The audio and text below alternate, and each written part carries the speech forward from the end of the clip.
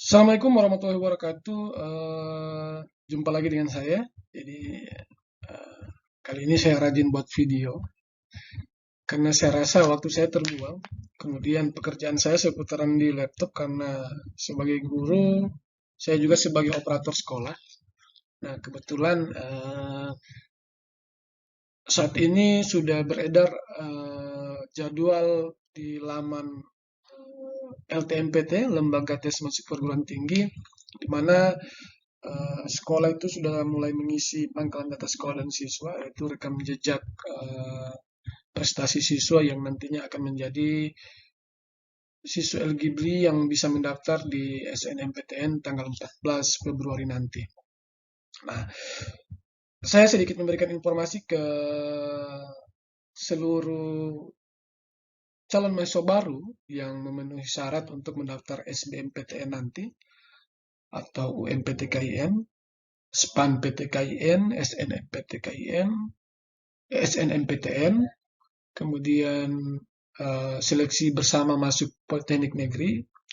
Jadi untuk adik-adik yang secara ekonomi kurang beruntung, jadi saat ini pemerintah terus berupaya, jadi berkomitmen untuk fokus meningkatkan pembangunan sumber daya manusia.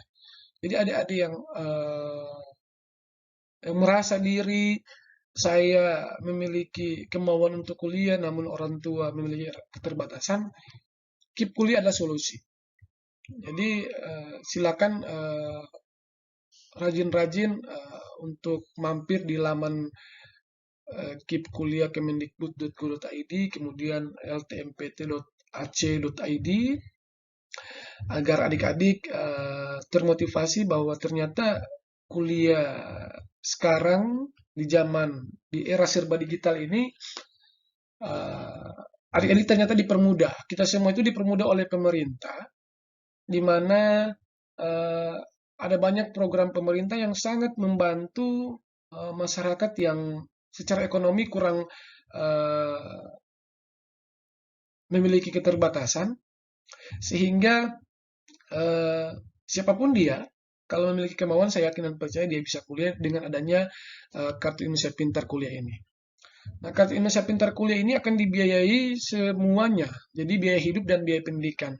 Jadi ini sama dengan bidik misi. Jadi kalau adik-adik lebih banyak mendengar bidik misi, ya ini entah adopsi dari bidik misi atau bagaimana. Ya, yang jelas setelah bidik misi di 2020 itu sudah berganti nama menjadi kartu Indonesia Pintar Kuliah. Ya, kita harap maklum Indonesia ini ketika pergantian pemimpin atau menteri, kita juga ada beberapa perubahan kebijakan sehingga ya, namun lebih lebih lebih enaknya juga ini kartu Indonesia Pintar Kuliah. Nah, jadi untuk adik-adik, KIP kuliah ini mencakup semuanya.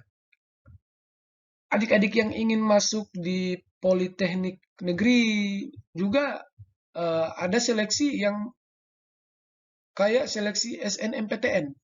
Jadi dia hanya melihat rekam jejak prestasi siswa, yaitu dilihat dari nilai raport semester 1 dan sampai dengan 5, kayak seleksi nasional masuk perguruan tinggi yang diisi melalui PDSS. Jadi di Politeknik juga itu ada.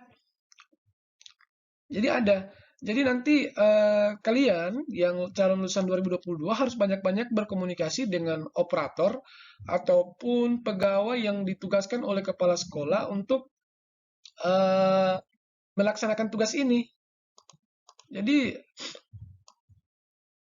ada semua untuk Politeknik itu ada. Jadi silakan untuk menghubungi operator. Jadi seperti di video sebelumnya saya kan selalu kasih eh, saya selalu memberikan peringatan atau saya selalu mengingatkan ke adik-adik semua, mulai saat ini adik-adik harus banyak berkomunikasi dengan operator sekolah agar semua informasi mengenai KIP kuliah itu dan pendaftaran masuk perguruan tinggi itu adik-adik tidak akan ketinggalan. Jadi kalau saya kemarin di 2 tahun terakhir untuk Politeknik ini ada banyak siswa yang alhamdulillah sekarang sudah lulus dan termasuk penerima KIP kuliah. Jadi dia akan harus disinkron. Jadi di dalam laman ini ketika kita akan login di sini, itu ada jalur seleksi yang akan kita pilih. Nah, ketika memilih jalur seleksi itu akan muncul nomor KAP. Nanti saya akan buatkan tutorialnya.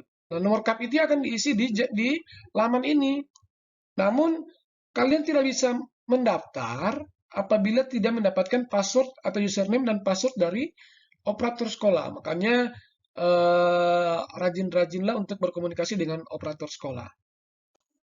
Nah, untuk Kemenak juga ada. Jadi untuk STAIN, YIN, UIN, kemudian PTKN Hindu, Buddha, Kristen, Katolik. Jadi semuanya itu diakomodir oleh KIP kuliah. Jadi adik-adik kita ini sudah sangat-sangat dipermudah dengan jalur yang menggunakan sistem online, mendaftar dari rumah, dari mana saja. Yang penting kita paham betul dan mengerti mekanismenya, prosedurnya.